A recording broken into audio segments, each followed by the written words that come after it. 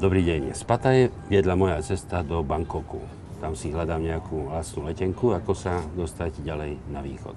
Keďže moja bilancia je zúfalá, alebo neutešená, rozhodol som sa, že navštívim Budhu. Budhu, či by mi náhodou nepomohol.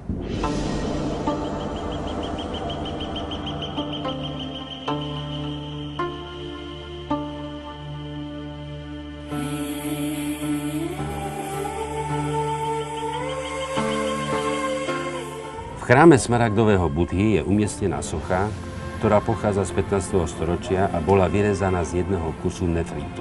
Nik okrem samotného kráľa sa nesmie Budhy dotknúť. A kráľ Budhu aj 3-krát za rok vlastnoručne prezlieka. Vždy v lete, v ešte väčšom lete a v období monzunových dažďov.